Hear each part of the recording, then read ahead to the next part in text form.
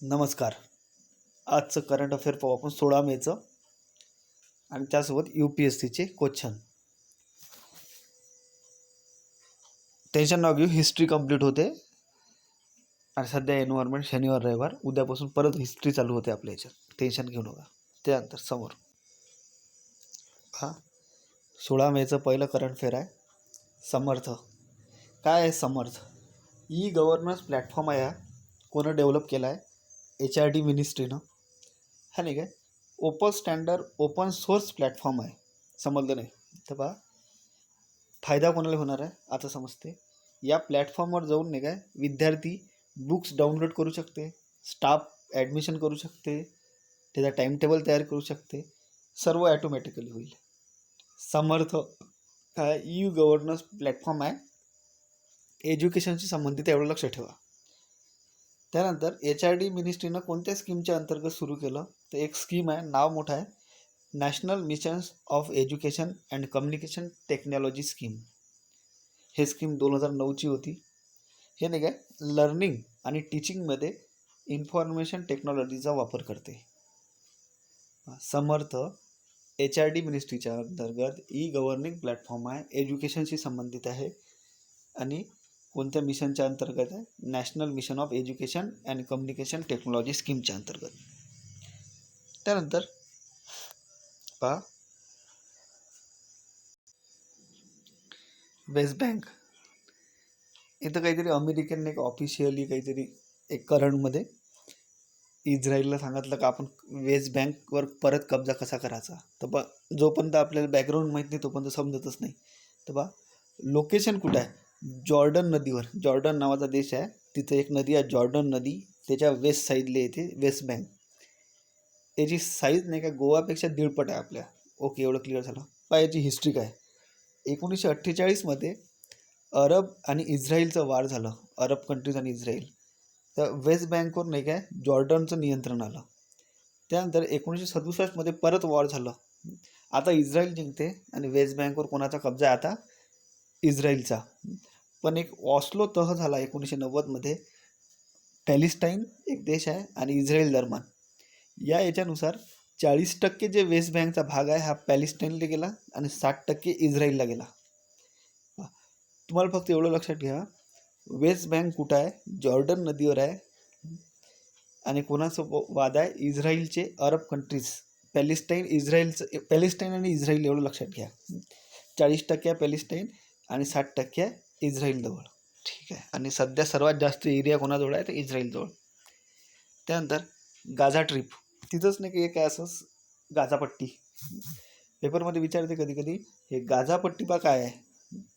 तर गाझापट्टी नाही काय याच्यावर हमास नावाच्या संघटनेचं, म्हणजे एक संघटना आहे, संघटनाने म्हटलं आतंकवादी संघटना आहे हमास, तिचं कंट्रोल आहे गाझा स्ट्रीपवर. इजिप्त आणि इस्रायल दरम्यान येते हे, मेडिटेरियन सीमध्ये इजिप्त आणि इस्रायलला वेगळं करते. ठीक आहे, गाझा स्ट्रीप असो. त्यानंतर आपल्याला अजून पाहत आहे, त्यानंतरचा आहे डायमर भाषा डॅम. हा काय आहे? हा इस्टॅब्लिश करून राहिला पाकिस्तान. गिलगिट बाल्टिस्तान जो भाग आहे ना, गिलगिट बाल्टिस्तान डिस्प्युटेड एरिया आहे पाकिस्तान आणि इंडिया दरम्यानचा. गिलगिट इंडिया म्हणजे आपलाच पार्ट आहे तो, पण पाकिस्ताननं त्याच्यावर कब्जा केलेला आहे. तर त्या एरियामध्ये डायमर भाषा हा डॅम बांधून राहिला पाकिस्तान. कोणाच्या मदतीनं? तर चायनाच्या मदतीनं. आणि कोणत्या नदीवर आहे? सिंधू नदीवर. त्यानंतर हा हे मॅटर आहे चांगलं इंडिया पाकिस्तानच्या दरम्यानचं. इंडियानं हा डॅम पाकिस्तान बांधून राहिला म्हणून याच्यावर नाही का ऑब्जेक्शन घेतलेलं आहे. का डिस्प्युटेड एरिया आहे बा, तुम्ही डॅम कसे बांधून राहिले? तर असो, डायमर भाषा डॅम लक्षात घेता, गिलगिट पाकिस्तान. एवढं नाही विचारत किती मिलियन खर्च होणार आहे, आणि पाकिस्तान खर्च करून आपण कुठं लक्षात ठेवणार आहे? लांबी किती आहे, रुंदी किती आहे. त्यानंतर शंघाई कॉपरेशन ऑर्गनायझेशन. बघ याची सबमिट झाली आता, इस्टॅब्लिश 2001मध्ये. हेडक्वार्टर याचं बीजिंग. लक्षात घ्या, भलं याचं शांघाई कॉर्पोरेशन ऑफ ऑर्गनायझेशन याचं नाव आहे SCO, पण याचं हेडक्वार्टर कुठं आहे? बीजिंगमध्ये. मेंबर आहे 8 देश. China, Kazakhstan, Kyrgyzstan, Russia, Tajikistan, Uzbekistan, India आणि पाकिस्तान. ठीक आहे. लक्षात घ्या तुर्कमेनिस्तान नाही यायच्यात, तो ऑप्शनमध्ये टाकून तुर्कमेनिस्तान टाकते. 100 तजाकिस्तान आहे टी ओवरचा. ठीक आहे. त्यानंतर इथं भाषा आहे चायनीज आणि रशियन.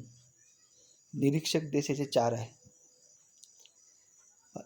याच्याशी संबंधित एक करार आहे रॅट मेकॅनिझम, ताश्कंदमध्ये झाला होता. हा अँटी टेररिझमशी संबंधित आहे. तर बा तुम्ही जास्त लक्षातच नका ठेवू. शांघाई कॉपरेशन ऑर्गनायझेशन इस्टॅब्लिश कधी झालं 2001 हेडक्वार्टर आहे बीजिंग. भारत पाकिस्तान सदस्य झाला 2017. ठीक आहे. त्यानंतर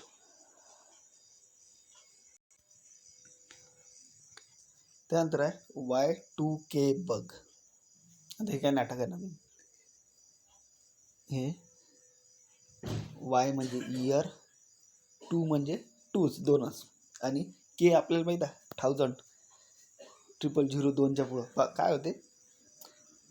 यूट्यूबवर पाहत असाल ना तुम्ही, के जिथं लागला त्याला 1000 म्हटलं जाते, 1000. ठीक आहे. तर असो याची हिस्ट्री सांगतो थोडी. हे काय नाटक आहे कम्प्युटरने काय निर्माण केले. कम्प्युटर निर्माण केल्यावर तुम्हाला याच्यावर प्रश्न नाही विचारणार, तुम्हाला फक्त एवढं विचारलं Y2K काय आहे. तर कम्प्युटर प्रोग्रामशी संबंधित बग आहे ठीक आहे. तर पाहू आपण काय होतं. कम्प्युटर डेव्हलप झाले तर हे जे सायंटिस्ट लोक होते हे कसं लिहित होते. हे नाही की याची एक टॅक्ट होती लिहिण्याची. आता 1965 वर्ष आहे ना, हे कम्प्युटरमध्ये प्रोग्रामिंग अशी होती का हे 65 लिखे, 66 लिहे. म्हणजे समजा आजची तारीख आहे 16/5/1965 नाही लिहे पूर्ण, हे फक्त 65 लिहित होते. ठीक आहे. मग त्याच्यानंतर वेगवेगळे प्रॉब्लेम्स तयार झाले. तर मग नाही 2000 आलं तर प्रोग्रामिंगच नव्हती आपल्या कम्प्युटरमध्ये, की 2000ला कसं मेन्शन करण. म्हणजे 00 जर लिहिलं तर कम्प्युटर असं समजून काय हा 1900 म्हणून राहिला बा. तर तेव्हा जगातल्या पूर्ण कम्प्युटरवर एक प्रॉब्लेम आला 1992-93ची गोष्ट. तर त्यावेळेस भारतानं नाही काय हे प्रोग्रामिंग तयार केली भारतातल्या इंजिनियर लोकांना. Y2K बग म्हणजे हे कम्प्युटर प्रोग्रामची संबंधित आलं लक्षात. त्यानंतर world economic situation and prospect report 2020 हा युनायटेड नेशननं जाहीर केला. जगाची जी अर्थव्यवस्था आहे हे 3.2% राहणार आहे किंवा घटणार आहे 3.2%. भारताचा जर पाहिला आपण, भारताचा विकास दर राहील 2020 1.2%. विकसित देशाची जी GDP राहील हे जाईल -0.5%. तेव्हा तुम्ही फक्त लक्षात ठेवा world economic situation prospect report कोण पब्लिश करते तर युनायटेड नेशन. आणि भारताचा विकास दर किती राहणार आहे 1.2% 2020. चला समोर 2 स्कीम आहे. एक आहे आत्मनिर्भर गुजरात सहाय्य योजना. लहान दुकानदार आणि स्वयंरोजगारासाठी गुजरात गव्हर्नमेंटनं सुरू केली. 1 लाख रुपये त्यांना कर्ज देणार आहे 3 वर्षासाठी 2% व्याजानं. 6% व्याज गुजरात गव्हर्नमेंट भरणार आहे. आत्मनिर्भर गुजरात सहाय्य योजना, त्याचं नाव आहे, गुजरातची आहे. कोणासाठी आहे, लहान दुकानदारासाठी आहे. 1 लाख रुपये कर्ज 3 वर्षासाठी 2% व्याज दरानं. मातीर स्मृती योजना वेस्ट बेंगॉल गव्हर्नमेंटची आहे. 6 जिल्ह्यात याचा प्लॅन आहे. 50 एकर जमिनीवर नाही काय बागायती शेती आणि मत्स्यपालन करण्यासाठी. तुम्ही एवढं लक्षात, मातीर स्मृती योजना कोणत्या राज्याची आहे, वेस्ट बेंगॉल.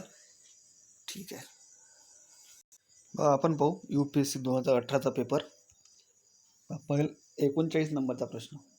विधानसभा का अध्यक्ष यदि विधानसभा का सदस्य नहीं रहता है तो अपना पद रिक्त कर देगा.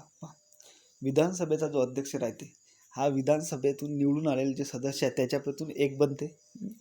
जर त्याचं सदस्य पदच गेलं तो अध्यक्ष कसा राहील. म्हणजे पहिलं स्टेटमेंट काय बरोबर आहे. दुसरं स्टेटमेंट, यदि कभी विधानसभा का विघटन किया जाता है तो अध्यक्ष अपने पद को तुरंत रिक्त कर देगा. बिल्कुल नाही. जोपर्यंत नवीन विधानसभेचे सदस्य निवडून येत नाही, पहिली बैठक होत नाही नवीन सदस्य, तोपर्यंत हा काय राहत असते अध्यक्ष. म्हणजे दुसरं स्टेटमेंट चूक आहे. तर पाहू ऑप्शनमध्ये फक्त एक बरोबर, म्हणजे ओनली 1. हा केवळ एक वाला ऑप्शन एक बरोबर. त्यानंतर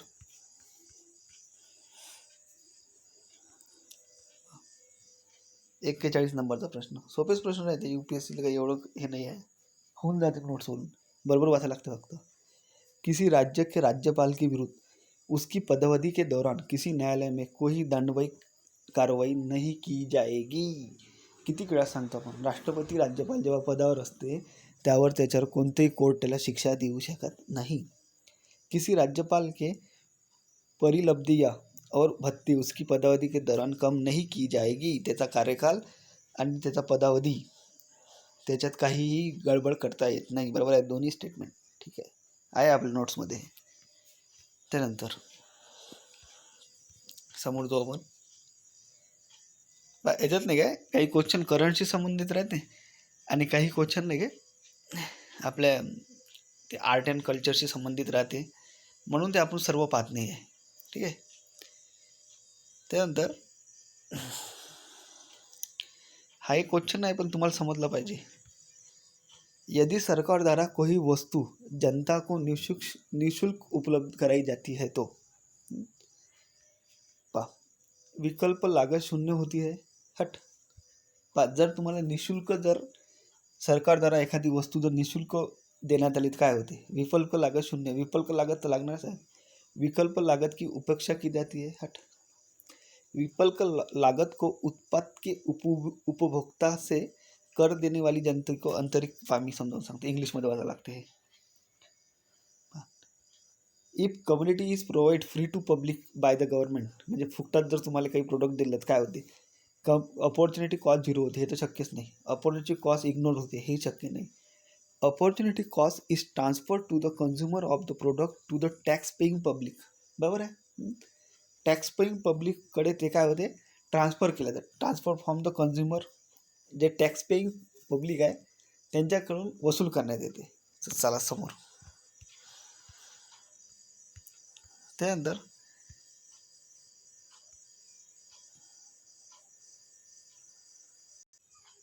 हवा 53 वाला क्वेश्चन.